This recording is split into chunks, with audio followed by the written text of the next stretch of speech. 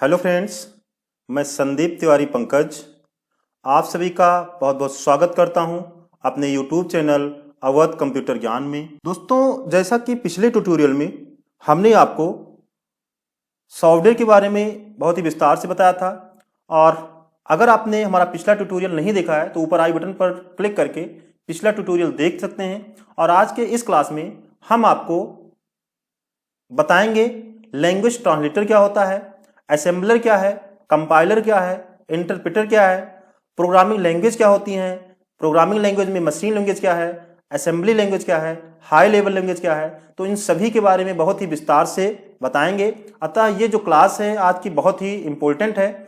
इस वीडियो को अंत तक अवश्य देखिएगा, और अगर आपने अभी तक हमारा चैनल सब्सक्राइब नहीं किया है तो चैनल को सब्सक्राइब कर लें, साथ ही बेल आइकन दबाना बिल्कुल ना भूलें, जिससे जब भी मैं अगली वीडियो अपलोड करूं तो उसका नोटिफिकेशन आपको मिलता रहे। तो चलिए शुरू करते हैं आज की क्लास। सबसे पहले हम जानेंगे लैंग्वेज ट्रांसलेटर क्या है। Language translator translate the programming language into machine language.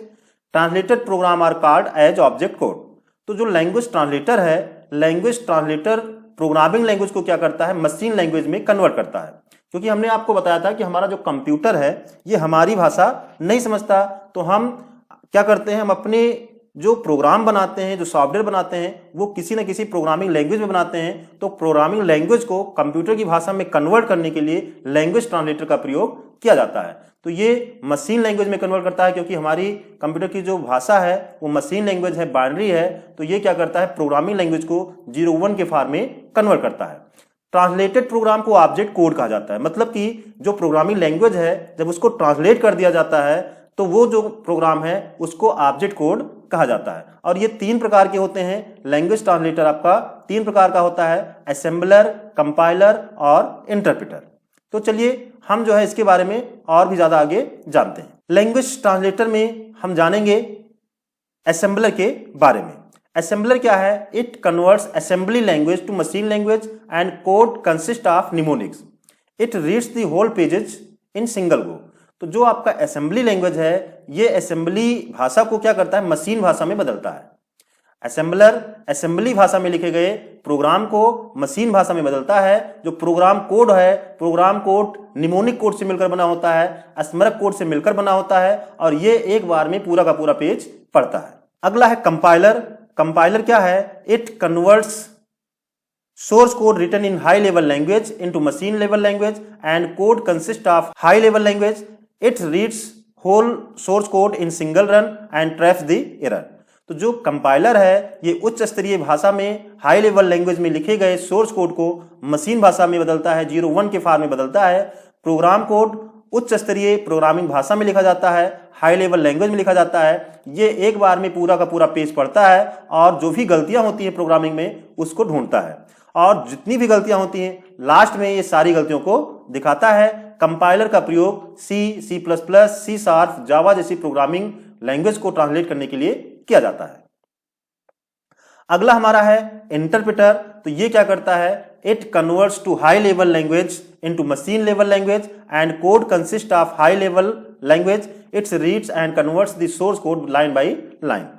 तो ये क्या करता है, ये उच्च स्तरीय भाषा को मशीन भाषा में बदलता है। यानी ये भी क्या करता है, हाई लेवल लैंग्वेज में लिखे गए प्रोग्राम को मशीन भाषा में बदलता है। प्रोग्राम कोड उच्च स्तरीय भाषा में लिखा जाता है, हाई लेवल लैंग्वेज में लिखा जाता है, और ये सोर्स कोड को लाइन बाय लाइन पढ़ता है। अभी हमने आपको बताया था कंपाइलर में, कंपाइलर क्या करता है, एक बार में पूरा पेज पढ़ता है, जबकि जो आपका इंटरप्रेटर है ये सोर्स कोड को लाइन बाय लाइन पढ़ता है। वह किसी लाइन में एरर आने पर उसी लाइन पर तब तक रुका रहता है जब तक कि एरर को ठीक नहीं कर दिया जाता। जबकि जो आपका कंपाइलर है वो लास्ट में आपको सारी गलतियां दिखाता है, लेकिन ये उसी जगह पे रुक जाता है जहां पे गलती होती है, और जब तक रुका रहता है जब तक कि एरर को ठीक न कर दिया जाए। इंटरप्रेटर का प्रयोग पाइथन, PHP, रूबी जैसी प्रोग्रामिंग भाषा को ट्रांसलेट करने के लिए किया जाता है। अब अगला हमारा है प्रोग्रामिंग लैंग्वेज। हमने अभी लैंग्वेज ट्रांसलेटर के बारे में पढ़ा है, भाषा अनुवादक के बारे में पढ़ा है, और हम जानेंगे प्रोग्रामिंग लैंग्वेज होती क्या है। Programming language acts as an interface between programmer and computer which is used to create a program and control the behavior of machine.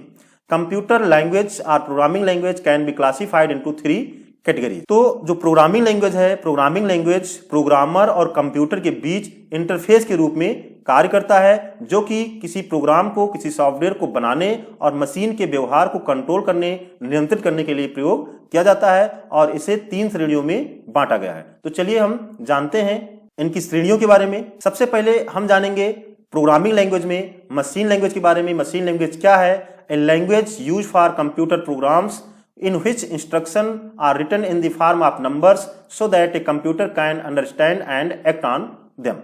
तो कंप्यूटर प्रोग्राम के लिए प्रयुक्त विशेष भाषा जिसमें निर्देशों को संख्याओं के रूप में लिखा जाता है। जो इंस्ट्रक्शंस होते हैं उनको संख्याओं के रूप में लिखा जाता है ताकि कंप्यूटर उसे समझ सके, तदनुसार कार्य कर सके। ये इंस्ट्रक्शन कोड का सेट होता है। ये जो है मशीन लैंग्वेज में क्या होता है, ये इंस्ट्रक्शन कोड का सेट होता है जो बाइनरी व डेसिमल में होता है। इसे बिना किसी ट्रांसलेटिंग प्रोग्राम की मदद से सीधे कंप्यूटर द्वारा समझा जा सकता है। मतलब क्योंकि मशीन लैंग्वेज ही है तो कंप्यूटर भी हमारा मशीन ही समझता है, तो यहां पे किसी ट्रांसलेटर की जरूरत नहीं होती। कंप्यूटर केवल 0 और 1 से बनी इंफॉर्मेशन को समझता है और 0 और 1 के फॉर्म में लिखे गए प्रोग्राम को मशीन लैंग्वेज प्रोग्राम कहा जाता है। अगला हमारा है असेंबली लैंग्वेज।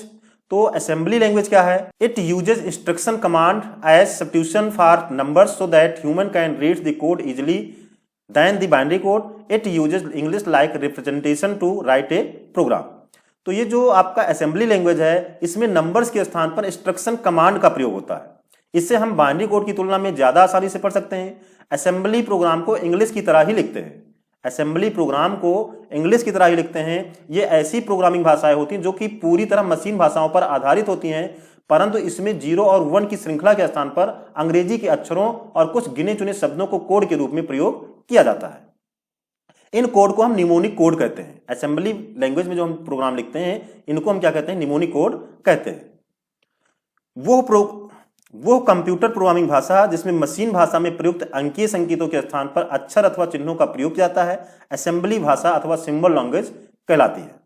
असेंबली भाषा में मशीन कोड के स्थान पर निमोनिक कोड का प्रयोग किया गया, जिन्हें मानव मस्तिष्क आसानी से पहचान सकता था। जैसे कि एलडीए फॉर लोड होता है, TRN मतलब शॉर्ट फॉर्म में इसमें लिखा जाता था, ट्रांसलेशन, JMP मतलब जंप, एवं इसी प्रकार के अन्य निमोनिक कोड जिन्हें आसानी से पहचाना व याद रखा जा सकता था। इनमें से प्रत्येक के लिए एक मशीन कोड भी निर्धारित किया गया, पर असेंबली कोड से मशीन कोड में परिवर्तन का काम कंप्यूटर में ही स्थित एक प्रोग्राम के जरिए किया जाने लगा।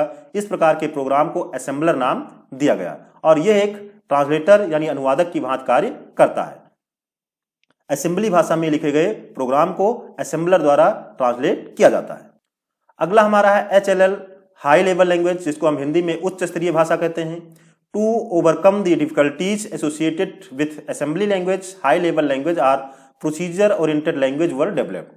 These are the machine-dependent language which uses translated program and the program written in high-level language is called source code. Assembly language की कठिनाइयों को दूर करने के लिए हाई लेवल लैंग्वेज या प्रोसीजर ओरिएंटेड लैंग्वेज को विकसित किया गया। यह लैंग्वेज मशीन पर निर्भर नहीं करती, इसमें एक ट्रांसलेटर प्रोग्राम का उपयोग किया जाता है। हाई लेवल लैंग्वेज में लिखे गए प्रोग्राम को सोर्स कोड कहा जाता है। अगर हम उदाहरण की बात करें हाई लेवल लैंग्वेज में, तो बेसिक इसका पूरा नाम पूछा जाता है। बेसिक का पूरा नाम beginners all purpose symbolic instruction code होता है। ये हाई लेवल लैंग्वेज का उदाहरण है।